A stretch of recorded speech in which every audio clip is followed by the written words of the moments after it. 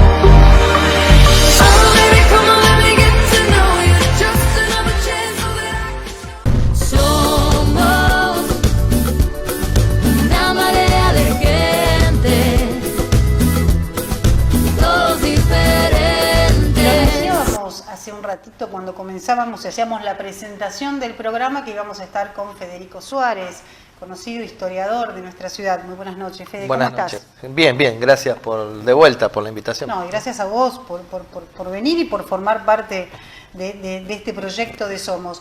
Fede, lo habíamos dicho, la idea era charlar un poco acerca de la historia de los hermanos Ameguinos, Florentino, Juan y Carlos Ameguinos, que tanta incidencia tuvieron en la historia, en el desarrollo y en lo que hoy es Luján. Sí, totalmente, es decir, son personajes de la ciencia argentina que trascendieron hacia afuera, ¿no? Florentino, Ameguino y Carlos son paleontólogos y cientificistas reconocidos en el mundo. Y nace todo en Luján, es decir, ellos son lujanenses, nacen en lo que era la villa de Luján y sus primeras investigaciones las hacen sobre las riberas del río Luján, o sea que más hijos que Luján no debe haber, Tal pero cual. sí, súper conocidos para la ciencia y quizá no tanto para el lujanense, ¿no? Ellos fueron grandes descubridores. Sí, sobre todo Florentino fue un entusiasta de investigar el origen del hombre americano, ¿no? Es decir, con sus teorías, sus investigaciones, él logra en 1880 aseverar que el hombre americano era más antiguo de lo que se suponía y lo puede demostrar, ¿no? Incluso esas investigaciones lo llevan a París, lo llevan a Francia, obtiene una medalla de oro en la Exposición Universal de París por estas investigaciones que hace en Luján, ¿no? Que es equivalente a un premio Nobel. No existía el premio Nobel en aquel entonces, pero tener la medalla de oro en la Expo Universal de París era equivalente a esto, ¿no? Hoy tenemos en Luján la Casa Ameguino. Sí, la Casa Natal, que es un museo municipal, es monumento histórico nacional desde el año 2007. Es una casa que es donde nace todo prácticamente, Claro. porque Carlos y Juan nacen en esa casa, sus hermanos, ¿no? De Florentino tenemos la duda si nació en Italia o nació en Luján, si las teorías que suponen que haya nacido en lo que es nuestra ciudad de Luján fue en esa casa. La casa está ahí enfrente de lo que es el Policlínico, Claro. calle Las Heras, ¿no? Las Heras 466 es la dirección, ¿no? Y desde el año 99, o sea, está cumpliendo 20 años como Museo de Ciencias Naturales que depende de la Municipalidad de Luján y de la Dirección de Cultura, ¿no? Entonces, esa casa reconstruida, ¿no? Porque no es la original, si bien tiene mucho de su fachada, mucho de sus paredes asentadas en barro y son de esa época, es una casa de 1850 donde el papá de Florentino la compra, la adquiere allá para 1854 y es donde Florentino, Carlos y Juan pasan su niñez y comienzan con estas aventuras y estos recorridos en la ribera del río Luján. Fede, ¿cómo fueron, digamos, estas historias? ¿Cómo fue la niñez? ¿Y por qué tan abocados al estudio, a la investigación de Luján? ¿Por qué tanta curiosidad? No, sí, actualmente los que investigamos y queremos la figura de Florentino hacemos la misma pregunta, ¿no? ¿Por qué esa trascendencia tan importante, ¿no? Su principal biógrafo, que fue Eduardo Torselli, él ya asienta, porque Torselli tiene la posibilidad de conocer a Carlos, a su hermano, o sea, el hermano más chico de los tres, que fue el que lo acompañó a Florentino prácticamente en todo su andar, en todas sus investigaciones. Él lo contacta y charlando le cuenta a Carlos que Florentino ya a los 8 o 9 años había leído a Darwin, había leído a Ramorino, que eran los principales investigadores que asentaban en la teoría de la evolución de las especies, ¿no? Sí. Y tuvo un maestro de escuela, lujanense también, Carlos Daste, porque Florentino fue a la escuela 1, fue un chico, ¿no? Chico de hijo de inmigrantes, su papá zapatero, su mamá ama de casa, pero que jugaban en las veredas de Luján, jugaban en lo que es el río, ir a pescar al río era uno de los divertimentos, ¿no? De los chicos de aquella época. Y Torselli anota, de acuerdo a lo que cuenta Carlos, que Florentino a los 8 o 9 años había leído estos libros y ya se preguntaba por qué en las barrancas del río había estratos o pedacitos de huesos incrustados en la ribera, ¿no? Entonces le llama la atención unos caracoles que había y él le pregunta a su papá por qué esos caracoles están sobre el río y más arriba de lo que era la barranca, ¿no? El río Luján era distinto en aquella época, tenían las barrancas más encajonadas incluso. Entonces los paleontólogos hacían un festín porque tenían huesos de megaterio, ¿no? Etcétera. Y también la influencia, como te decía hoy, de su maestro de escuela, Carlos Daste, que ve en Florentino la pasión y las ganas, el interés sobre todo, y le puede costear unos estudios incluso para que en Buenos Aires él se pueda hacer un poco más de todas esas teorías. Ya de muy chiquito comienza con todo. Florentino tiene una carrera brillante en educación, ya a los 15 años es maestro, a los 17 años es jefe de preceptores y a los 20 años es director de la Escuela 1 de Mercedes. Pero su pasión iba por otro lado, iba por los huesos y por el origen del hombre. Claro, tal cual. ¿Qué pasó con Carlos? Porque Florentino y Juan se dedicaron más a esto, Carlos no. Sí, Carlos y Juan es el que se dedica un poco al cuidado de su mamá, ¿no? Y a la botánica. Ajá. Juan sí es el hermano del medio, es el que se dedica un poco... Claro. No es que se abre, sino que no tiene tanta trascendencia como Carlos y como Florentino. Carlos está...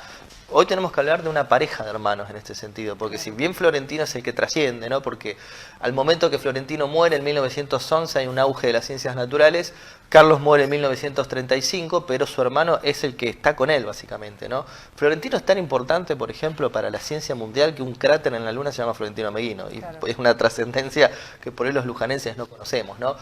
Los tres hermanos tenían una función, eran como una especie de empresa. ¿Por qué lo digo así? Porque Florentino era el hombre que estudiaba teorías, escribió 29 libros acerca de lo que era la ciencia y la paleontología de aquel entonces, era un hombre más de laboratorio. Claro. Carlos el que salía al campo, Carlos hace viajes a la Patagonia, a la costa argentina, ¿no? Trascienden más allá de Luján. Y Juan se dedica a atender la librería, porque ellos tienen que poner una librería en Capital, lo que es el barrio de Once, actual barrio de Once, y después cuando se mudan en La Plata también ponen otra librería para costearse sus investigaciones, ¿no? Porque muy poco apoyo del Estado en ese sentido. Entonces Juan se dedicó mucho más a lo que fue atender esa librería y atender a sus padres. Como que cada hermano tenía una función dentro diferente de lo que fue esto de la ciencia y la paleontología nacional. Fede, la Casa de los Ameghinos hoy es recorrida, hoy es visitada, sí, digamos, por muchísimos chicos, sobre todo chicos de colegio. Sí, por suerte ya desde hace un par de años que le estamos dando mucho hincapié a lo que es las visitas escolares. Por suerte han venido muchas escuelas y de todos los niveles, ¿no? De nivel inicial, primario, secundario hasta terciario. Tenemos chicos de la carrera de Gestión Cultural del Instituto Miñón haciendo prácticas ahí. Ahora van a arrancar unas prácticas del Instituto 189 de Turismo. Y sí, por suerte tenemos una gran cantidad de visitantes que tienen que ver con las escuelas, ¿no? Que se les llama mucho la atención estas teorías de Ameghino y cómo pudo aseverar esto del origen del hombre, ¿no? De pensar y de demostrar que el hombre americano era más antiguo de lo que se suponía y que incluso hoy en el siglo XXI se está volviendo a leer las teorías de Florentino Ameghino, porque Florentino decía que el hombre americano podría llegar a tener 40.000 años de antigüedad, ¿no? Cuando se suponía que tenía a lo sumo 10.000. Claro.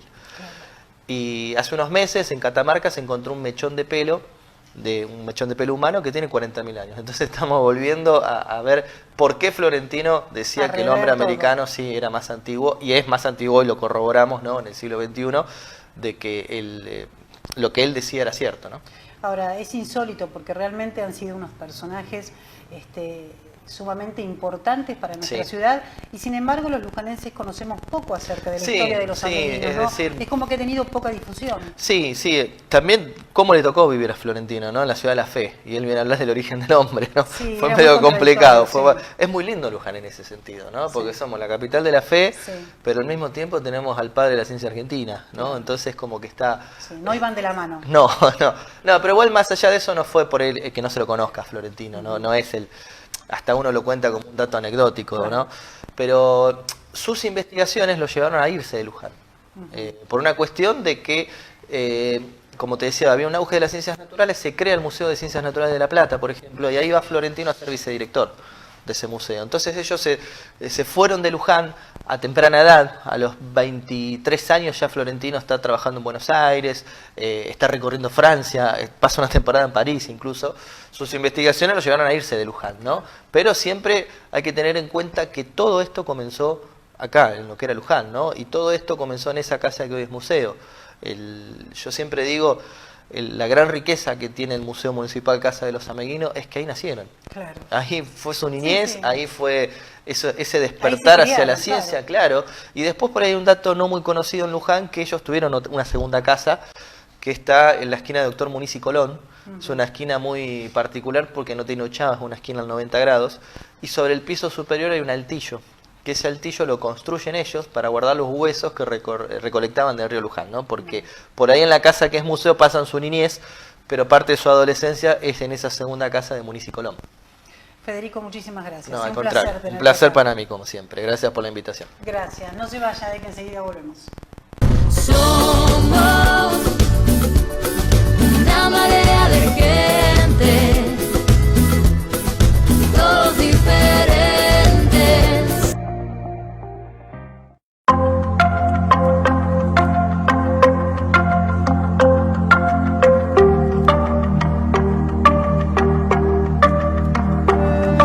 see the moon, I see the moon, I see the moon.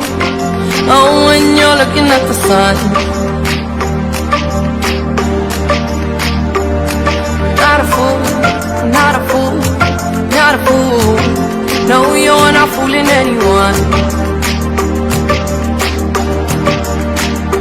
Oh, but when you're gone, when you're gone, when you're gone, oh, baby, all the lights go out.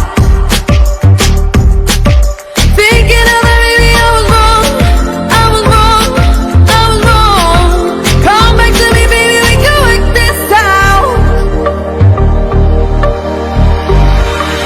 Oh, baby, come on, let me get to know you. Just another chance so that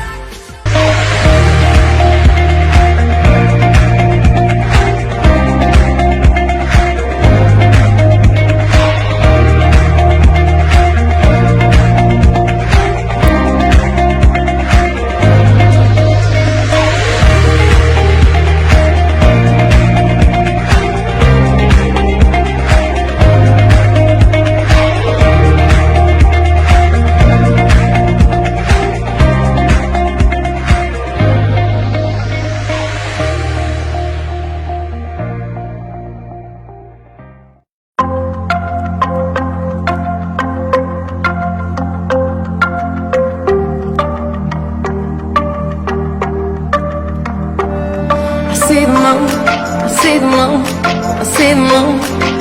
Oh, when you're looking at the sun. Not a fool, not a fool, not a fool. No, you're not fooling anyone.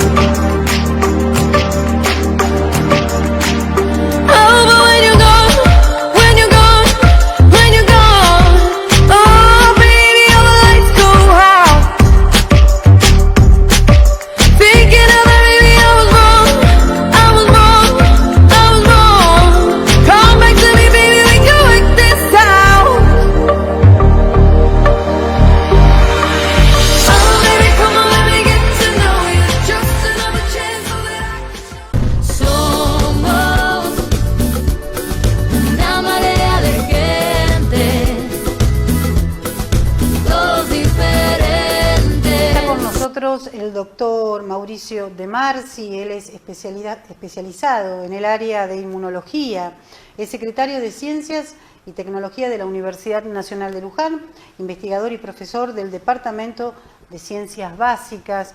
Con él vamos a charlar acerca de un importante proyecto que tiene que ver con la celiaquía. Muy buenos días. Hola, ¿qué tal? Muchas ¿Cómo gracias andás? por estar acá. No, al contrario, muchas gracias por la invitación. Mauricio, se está haciendo un trabajo importante que tiene que ver con la celiaquía desde la Universidad Nacional de Luján, una investigación. Sí, sí, es un trabajo en colaboración en todo el grupo que yo estoy dirigiendo del Laboratorio de Inmunología que está radicado en la universidad, junto con integrantes de la Asociación Celíaca Argentina, también nos hemos asociado con gente del CONICET, de la UBA y bueno, médicos, asistentes sociales, digamos. Es un grupo muy interdisciplinario que está abarcando o tratando de abarcar esta patología, digamos, de diferentes ámbitos, de diferentes lugares, ¿no? ¿Por qué la celiaquía? Bueno, yo trabajo en inmunología desde que empecé a hacer investigación, Claro, ¿no? Esta es una de las tantas patologías que está relacionado con, digamos, algún tipo de desperfecto del sistema inmune.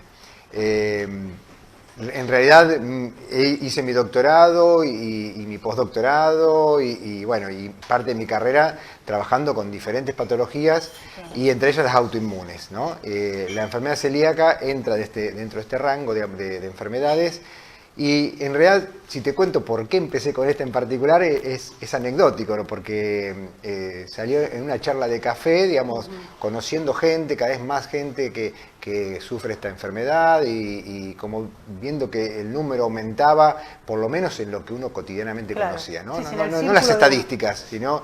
Entonces decidimos, digo, bueno, vamos a tratar de empezar a hacer algo por esta gente conocida en principio, Claro. y bueno, y ahí arrancamos, ¿no? Está considerada como la enfermedad, digamos, intestinal crónica más frecuente. Sí. De hecho, en diferentes partes del mundo se habla de una frecuencia de entre 1 o 2%. Hay algunos reportes europeos que ya están hablando del 4% de incidencia.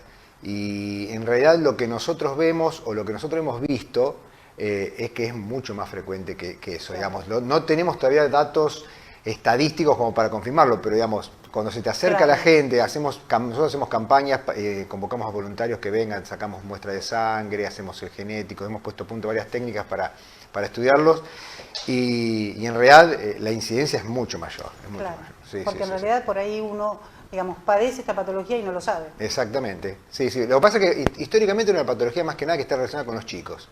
Y después se empezó a diagnosticar mucho en adulto. Y hoy en día es prácticamente una patología de adulto y hay gente que empieza o descubre que es celíaco a edad temprana o a edad muy tardía, ¿no? Y quizás durante toda la vida sufrió de problemas intestinales. Lo que pasa es que esta enfermedad tiene una cantidad de síntomas y esos síntomas a su vez se expresan de forma tan diferente que no es tan fácil diagnosticarla, ¿no? Porque hay gente que tiene todas las características sintomatológicas que pueden estar descritas en cualquier libro y hay otros que no. Entonces no es tan fácil diagnosticarla. Sí, y esto tiene que ver a lo mejor también con que se haya incrementado el número con la modificación de la alimentación, porque digamos... Y puede ser, o sea, hoy se consume mucho... es una patología en donde los factores ambientales tienen una incidencia importante. Todavía está por verse muchos de los factores ambientales cómo inciden en la misma. También tiene una composición genética importante, ¿no? Entonces, el cómo inciden o cómo interactúan estos factores ambientales y estos factores genéticos es lo que estamos tratando de cómo se encontrar. conjugan. Exactamente.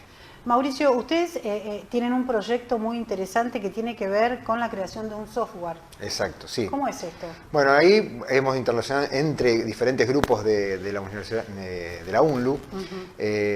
Por ejemplo, nuestro grupo está trabajando con el grupo del doctor Tolosa, que es el director de CIDETIC, ¿no? El Centro de Investigación, Docencia y Extensión en TICS. Y lo que ellos desarrollaron fue un software en donde nosotros, en realidad, el software tiene como diferentes entradas y salidas de información. La idea del software es que los médicos puedan cargar la información de sus pacientes, como una ficha médica, ¿no? Como una historia clínica, y hacer el seguimiento desde cada uno de sus pacientes a través de ese software. Y que nosotros, como investigadores, podamos usar toda esa información sin obviamente saber el nombre de la persona. Claro, nosotros lo que sabemos son datos estadísticos, ¿no? Decimos, bueno, tenemos 500 personas, hay 300 femeninos, 200 masculinos, y así vamos. Ubicación. Exactamente, la ubicación, el tipo de consumo que tienen, si toman café, si no toman, si toman vino, si toman agua, qué tipo de agua toman, si es de pozo, si es de red, ¿no? Si toman o de bidón o de botella. Tenemos una serie de datos muy grande, un banco de datos muy grande en donde por suerte se está incrementando bastante. Hemos tenido algunos problemas económicos últimamente, entonces, como todo el mundo sabe en la ciencia, pequeño detalle. pero bueno, tenemos momentos en donde avanzamos muy rápido, momentos en donde avanzamos más lento, pero el software nos está ayudando un montón porque nos permite a nosotros sacar datos y tratar de encontrar alertas, ¿no? Por ejemplo, nosotros también desarrollamos kit diagnósticos para reemplazar los importados. Entonces, estamos analizando la diferencia que hay entre los resultados de uno y otro kit. Y este software a nosotros nos permite, cuando hay diferencias, que las hay, entonces poder ver si cuando nosotros detectamos un positivo con nuestro kit de diagnóstico, pero es negativo con el comercial, tratar de estudiar qué es lo que está pasando. ¿Es un falso positivo o no? ¿O era un falso negativo del kit original? Entonces, con todos los datos que hay, si es familiar de primer grado de un celíaco, si tiene problemas intestinales, hay una serie de datos que a nosotros nos ayudan para tratar de decir, no, estamos ante un potencial celíaco o no. Claro. ¿El diagnóstico o el estudio para detectar una persona que es celíaca es complicado o es sencillo? En realidad, el estudio que es un poco más complejo, digamos, y por lo invasivo, es la biopsia, ¿no? Hoy en día se sigue teniendo a la biopsia como el diagnóstico definitivo. Claro. Pero el tema es el siguiente, digamos, hay diferentes estudios que uno puede hacer. Y en realidad es el conjunto de esos estudios más la sintomatología lo que lleva al médico a decir esta persona es celíaca o no. Nosotros estamos estudiando la enfermedad desde el punto de vista bioquímico, desde el punto de vista genético, y por eso buscamos anticuerpos contra, por ejemplo, la transglutaminasa, que es una enzima que está implicada en la patología, o anticuerpos contra la gliadina examinada, bueno, una serie de anticuerpos. Esos anticuerpos generalmente se presentan en todas las personas que tienen la enfermedad, pero que están con una sintomatología importante. la persona que tiene enfermedad celíaca, pero que empieza a hacer un tratamiento libre de gluten, deja de tener estos anticuerpos con el tiempo. Entonces, dejó de tener también sintomatología. Claro. ¿Sí? Entonces, no es tan fácil. Sirve más para seguimiento. Los anticuerpos ayudan, se dice que son herramientas para el apoyo diagnóstico en un momento, en una etapa aguda de la enfermedad generalmente. La genética también ayuda, ¿sí?, a determinar esto. Ahora, la sintomatología es la que manda, porque aún la biopsia, si bien es como el gold estándar del diagnóstico, la biopsia podría ser tomada por ahí en un punto del intestino donde no hay un proceso inflamatorio, y a lo mejor al lado, 2 centímetros al lado, había. Entonces, siempre hay falsos positivos, falsos negativos, y uno tiene que tratar de ver en conjunto un montón de datos como para poder diagnosticar a la persona. Y después lo que manda en sí es aplicar la dieta libre de gluten, y si esa persona mejora toda su sintomatología, bueno, evidentemente era eso. Digamos, esa sería la solución. Sí. Hoy en día no hay otro tratamiento que no sea una dieta libre de gluten. Claro, tiene una relación directa con la parte alimentaria. Exactamente, sí, porque en realidad es como que la patología empieza como una alergia, ¿no? Como una reacción contra el gluten, pero después pasa a ser una enfermedad autoinmune, empezás a atacar tu propio cuerpo, tu sistema inmune empieza a atacar tu sistema digestivo, el intestino, entonces empieza a dañarlo, hay un proceso inflamatorio, eso trae un problema de mala absorción de nutrientes y bueno, diarreas, vómitos, dolores. Y ahí es donde se hace la cadena. Exactamente. Mauricio, muchísimas gracias. No, al contrario. Charlar con vos. No, otra vez te agradezco por la invitación. Enseguida volvemos, no se vayan. Somos una marea de gente, todos diferentes.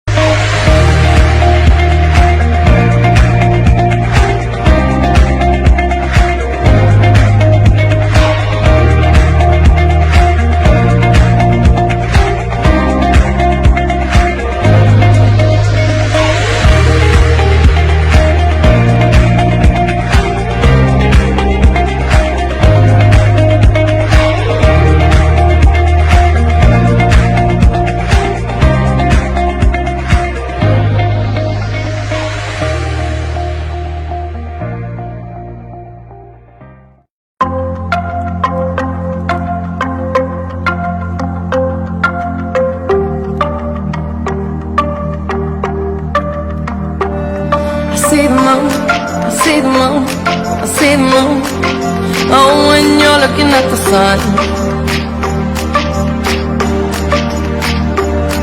Not a fool, not a fool, not a fool. No, you're not fooling anyone. Oh, but when you're gone, when you're gone, when you're gone, oh, baby, all the lights go out. Thinking of that, baby, I was wrong, I was wrong, I was wrong. Come back to me, baby, we can work this out. Oh, baby, come on, let me get to know you. Just another chance so that I can somos una marea de gente, todos diferentes. El grupo parte del grupo Abuelas Lee Cuentos, una iniciativa realmente que es maravilloso, lo decíamos hoy, tiene que ver con los cuentos, con las historias, con todo esto que a nosotros nos leíamos cuando éramos tan chicos y que tanto nos gustaba, ¿no? Que tiene que ver con la magia de la narración, de la escritura, de la lectura. Muy buenas tardes o muy buenas noches, ¿cómo están? Bueno, gracias por venir, ¿eh? Al contrario, un gusto. Hoy charlábamos a la mañana temprano cuando nos encontramos ¿Cómo surge este proyecto, digamos, este movimiento que tiene que ver con llevarle la lectura y la magia de los cuentos a los más chicos? Bueno, surge en Resistencia, en Chaco, de la mano de su fundador, que es Mempo Giardinelli, es un escritor chaqueño que, bueno, tiene muchos premios y entre ellos uno muy importante que es el Rómulo Gallegos, es el premio más importante dentro de la literatura. Y bueno, Mempo, con el dinero que logró de ese premio, armó la fundación. La fundación hace obras en el Chaco, pero además formó un grupo de abuelas para ir a las escuelas y a los lugares, a los jardines, a leerles a los chicos. En uno de sus viajes realizados a Alemania, él vio que esta experiencia se hacían con abuelos y con enfermos terminales. Claro. Entonces él pensó, si se hace con enfermos terminales y da tanto resultado, ¿por qué no hacerlo con los niños en mi provincia? Así que trajo esa experiencia al Chaco. Se comenzó en el año 99 con esta experiencia y bueno, y se fue difundiendo por todo el país. Aquí lo trajo María Eugenia Iturriaga, que es profesora de lengua y literatura y que en este momento se está dedicando específicamente a la literatura italiana. María Eugenia armó el primer grupo. Después se fueron agregando algunas abuelas y nosotras, la mayoría de nosotras, el grupo, digamos, entre comillas, nuevo, apareció a partir del año 2007, cuando, bueno, en mi caso me jubilé y dije, ¿y ahora qué? Claro, ¿qué hacemos? ¿No? Claro, ¿ahora qué? Bueno, junto conmigo entró mi hermana, Susana, entró Mabel Ramos y un montón de otras abuelas. Y después, bueno, el grupo se fue ampliando. Tuvimos otra coordinadora más y después, bueno, esta señora, que no era de aquí, era de Capital, se fue y me ofrecieron el cargo a mí. Así que, pero nosotras hicimos un cambio, nosotras somos dos coordinadoras. Una es Mabel Ramos y la otra soy yo. Entonces, en realidad, la actividad de la coordinadora es sencillamente hacer de mediadores entre las escuelas o los lugares donde nos llaman y las abuelas. Claro. Eso es solamente es un eso. poco organizar, digamos. Exactamente. Es usar el teléfono, estar en contacto con los directivos de las escuelas. Claro. Y desde el año 2008 entró a formar parte del Plan Nacional de Lectura, hasta el 2015 que el Plan Nacional de Lectura se disolvió. Claro. A partir de ahí, nosotros para poder ingresar a las escuelas hacemos una nota anual a todos los inspectores de las distintas ramas y en especial a la inspectora jefe, en este caso, a la inspectora jefe, solicitando autorización para entrar en las escuelas. Claro. A partir de ahí tenemos las puertas abiertas, nos reciben con muchísima amabilidad, nos buscan, nos llaman, así que vamos a escuelas, a jardines, a veces hemos ido a escuelas secundarias, después vamos a los geriátricos, a los asilos. Hay una abuela que lee a escuela de adultos y se complementa también esta actividad. Y quiero que sigan hablando ustedes, por ejemplo. Es una actividad que ya se viene realizando desde hace muchísimos años. Yo estoy en 2008 también. Claro. El grupo es muy bueno, el grupo humano, muy homogéneo y aparte la verdadera realidad es que la literatura o lo que leemos sea para los chicos lo mejor. Hay una diversidad de lecturas, pero de las cuales la parte argentina nuestra tiene muchos escritores y escritoras muy buenas, y aparte nos convocan, vamos a escuelas cercanas al domicilio y lo hacemos con total solidaridad. Esto no es sin fines de lucro, No, esto es gratuita la actividad. nada más que la actividad de leer. El placer es muy grande porque el chico te devuelve con la carita, con los ojos, una alegría de manifiesto que nos vamos cada vez más gratificadas. Sí, seguro.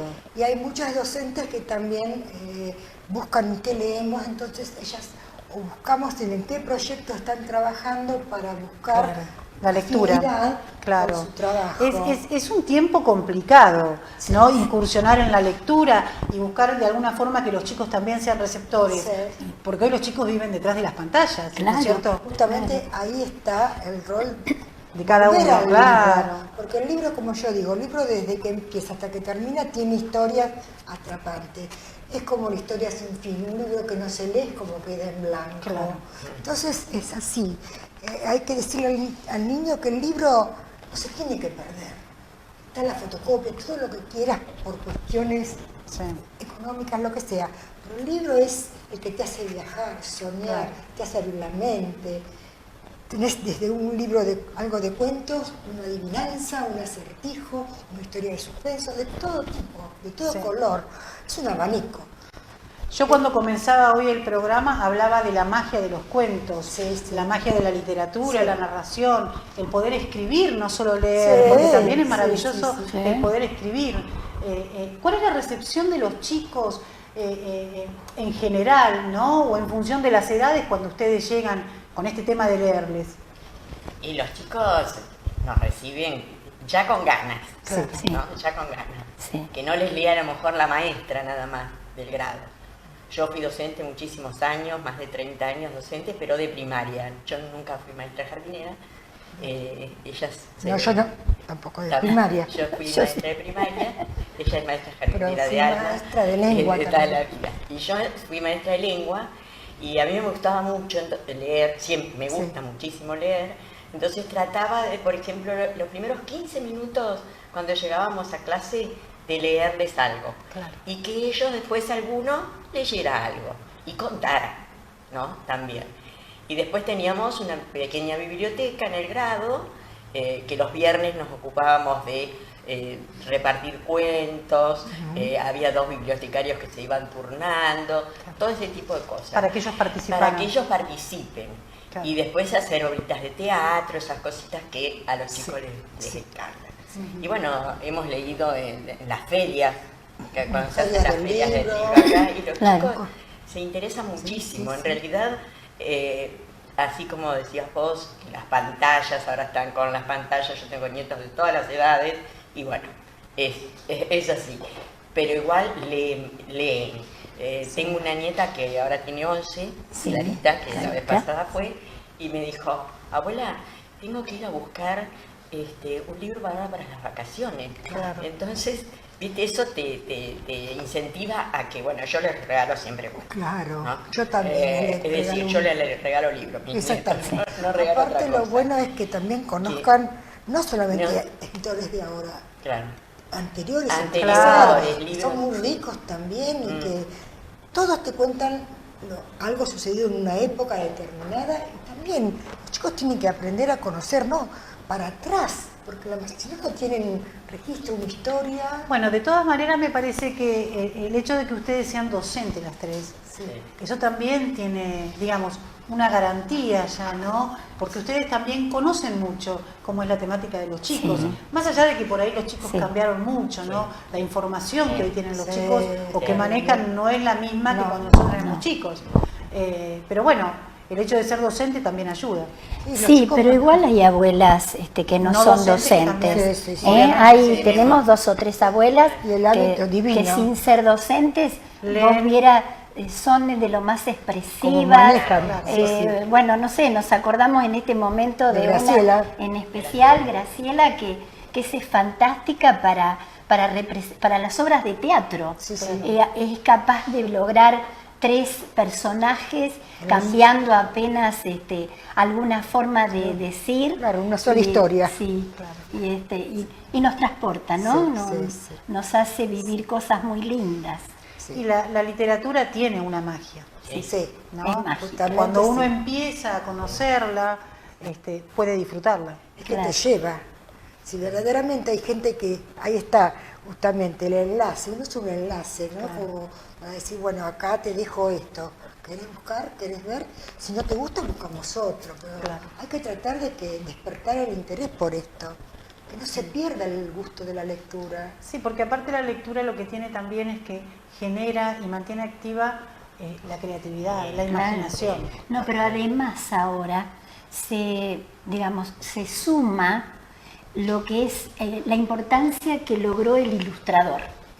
Que el ilustrador en otros tiempos Claro, estaba pasaba ausente, desapercibido. ¿no? Estaba Claro, ausente el ahora es ilustrador. parte Y del ahora es parte muy Del libro. importante del libro, muy importante. En algunos dirías que es fundamental. Entre ellos los libros álbum. Claro. El libro álbum, la característica del libro álbum En la es ilustración. poco texto y mucha figura. mucha ilustración. Entonces el chico va descubriendo en esas imágenes sí. cosas que a lo mejor nosotras mismas ni les prestábamos Sí, atención. porque son unas pocas líneas con un dibujo y eso también los invita Claro. a incursionar, ¿no? Exacto, y representa Uno la empieza historia, a volar, es representa verdad. la historia. Sí. Y hay nenes que verdaderamente, porque casi yo veo la mayoría de jardines públicos, muy humildes, pero que los nenes te das cuenta que igualmente tienen una capacidad de entenderlos a su manera. Son chiquitos, Claro. imagínate, 3, 4 y 5 de salita, Sí. pero igualmente, pues qué suerte que vine, porque por lo menos lo entendió, le llegó y después se lo conté a mi mamá, se lo conté a mi abuela. Sí, ¿Y vale la cómo, pena. cómo es el trabajo? Porque recién hablábamos del trabajo con los chicos. ¿Cómo es el trabajo con los abuelos? Digamos, ¿cómo es ir a un geriátrico a contar cuentos? Mirá, tengo algunas experiencias muy graciosas porque como por ser coordinadora, lo que hago el primer encuentro las acompaño, ¿no? Entonces, hace un tiempo me tocó acompañar a una abuela a un geriátrico. Entonces me dice, ¿qué leo? Porque esa es otra, tratamos de irnos aconsejando entre nosotras. Las reuniones que tenemos el último viernes de cada mes hace que nos encontremos, que busquemos poesías, narraciones, cuentos, bueno. Entonces, bueno, acompaño a esta abuela a un geriátrico. Y ella me dice, mira, tengo un libro de Mamerto Menapace, ¿qué te parece? Sí, le digo, tráelo, porque está muy bueno. Entonces llevamos el libro de Mamerto Menapace. Y había 2 o 3 abuelitas sentadas ahí, ya saben que íbamos a leer, entonces se acercaron a nosotros, se sentaron alrededor, y en una de esas dijo, bueno, esta abuela les dice, bueno, miren, hoy les traje este libro que pertenece a Mamerto Menapace. Esta abuelita dijo, no, yo con los curas no quiero saber nada. Pegó media vuelta y se fue. Ese tipo de cosas nos pasan, ¿no? Y sí, lo que les gusta, les encanta cuando les llevamos historias de Luján. ¿Se acuerdan? Hay unos libros muy antiguos que eran del Doctor de la Plaza, que eran los de Monjardín. Bueno, cuando llevamos esos libros, esos les encanta, porque habla de otro tiempo, De su de pasado, otro Luján, claro. de otras costumbres, Claro, tal cual, ¿no? sí, Y por ahí decían, ay, pero eso quedaba cerca de mi casa. Claro, es cierto, porque uno ¿no? se identifica. Exacto. Bueno, justamente eso es conexión. Claro. Bueno, y ahora verdaderamente ya entramos prácticamente en la última semana de clases y como ella decía, nos reunimos en la biblioteca, donde tenemos nuestro lugarcito. Ustedes van a tener, claro, actividades durante las vacaciones. Sí. ¿Cómo es esto? Y estamos en el primer piso, que se ambientó todo un lugar. Ellas trabajaron un montón colocando todos los libritos que tenemos, una biblioteca bastante acomodada. Y el 22, 29 de julio y 2 de agosto, a las 15 horas, los esperamos a todos los chiquitos con mamás que quieran venir, que estaremos ahí para contar las historias que llevamos. O sea, nos vamos a turnar las abuelas, ¿no? Sí. Perfecto, una Así- actividad para las vacaciones de Sí, invierno. Sí, ¿Eh? algo gratuito, algo que no se paga, que es un ratito, que incluso siempre hay alguna abuela que dice, bueno, yo me llevo a, no sé, a las mamás a este otro rincón o a este Leemos. otro lugar y les No, leemos. y además es una buena iniciativa para aquellas mamás que por ahí quieren que los nenes empiecen a incursionar en el Sí, tema de la lectura, totalmente. ¿no? Llevarlos a un lugar donde va a haber otros nenes. Sí. Me A los parece chicos también perfecto. les gusta ir con la mamá, ¿eh? Sí, obvio, Que obvio. es- Entonces, Es importante. Claro, sí, eso es muy sí, Porque importante. hay mamás que no. Sí, claro. Claro. No pueden Ese a es veces un si tema no de quieren. que uno tiene que trabajarlo. Perfecto. Porque no solamente tiene que ser la maestra en el grado, sino los papás. Yo ayer me mandan a mi hijo, que tiene una nena de 1 año, que está en una guardería, porque es chiquita y los papás trabajan todo el día, y está con un libro de cuentos. Claro. Pero la llevaron una vez, mis nietas más grandes la llevaron a la biblioteca y tengo en la portada del teléfono, la tengo a ella, con un libro que dice El enano y el gigante. Claro. ¿no? Y tendría 6, 7 meses, más no tenía. ¿Y cómo maneja los libros? Claro. ¿Y cómo le gusta? Y está abriendo un libro así, ella. La mamá es muy lectora. Claro. Y, Está estimulado. y le- Sí, to- sí, sí, todos sí. los días, Eso es importante. cuando se va a acostar, la lleva a dormir, va con un cuento. Claro. ¿no? Yo les agradezco un montón. Las voy a presentar porque en realidad las presenté, son Silvia, Teresa y Elvira. Hacen un trabajo maravilloso. Yo realmente las felicito, les agradezco que hayan venido. Y bueno, por ahí en alguna otra oportunidad volvemos a charlar, Sí, cómo y no, así le cómo no. contamos a la gente. Vamos a hacer una última convocatoria y es aquellos abuelas Que o quieran abuelos que quieran sumarse. participar y sumarse, que lo hagan. ¿A Encantadísimo, dónde pueden dirigirse? Porque nos quedan Muchos lugares, muchas sí, escuelas escuelas sin cubrir. sin cubrir. Nosotras tratamos de que cada abuela cubra los lugares de donde vive cerquita, ¿no? Sí, claro. Que tenga a su alrededor radio, de, su de- radio. de su radio de donde Y vive. aquella persona que quiera participar, digamos, ¿a dónde debe dirigirse? Bueno, ahora te podemos dejar mi número de teléfono. Ah, bueno, después lo pero ponemos además abajo, sí. a la biblioteca. Ah, a la biblioteca. Porque en la biblioteca dejamos Perfecto. unas tarjetitas Perfecto. que las chicas de la biblioteca ya saben María y se Delia, las sí, entregan. sí, sí, sí. Perfecto. Nosotros nos reunimos una vez por mes, el último viernes de cada mes. Este viernes Nos nos reunimos. comunicamos tenemos un grupo en el WhatsApp, entonces les escribo unos días antes de la reunión qué vamos a tratar, si vamos a leer poesía, si vamos a leer cuentos. Y ahí Perfecto. también se habla de toda la actividad que se hace en el mes. Durante también, todo ¿no? el mes. Perfecto, bárbaro. Bueno. Entonces, chicas, les agradezco un montón, las No, felicito, bueno, es realmente gracias. una maravilla lo que hacen. Gracias, gracias. Somos muchas. Seguramente, seguramente. Hoy Somos nada muchos, más que somos tres. muchas y somos pocas. Claro. Somos muchas y somos pocas, es cierto. Sí, porque somos no 13, alcanza. Está somos bien. 13, 14. En realidad nos hacen falta más abuelas. Pero el bueno, grupo ya funciona. Se puede. Bueno, se Nos puede. vamos, nos despedimos de estas abuelas maravillosas, nos reencontramos la semana que viene aquí en Somos. gracias. Somos